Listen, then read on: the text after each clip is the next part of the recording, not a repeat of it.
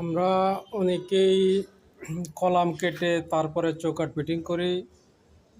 আসলে এটা ঠিক না, কলম কেটে চৌকাঠ ফিটিং করা ঠিক না। দেখেন আমরা কলম কাটা ছাড়া কীভাবে কলাম মেরে দিছি কলমের সাথে, এটাই নিয়ম।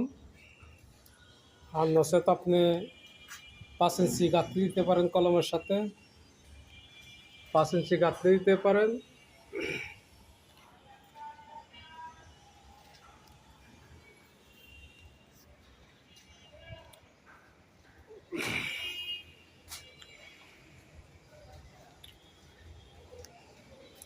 কলম কাটা একদমই ঠিক না।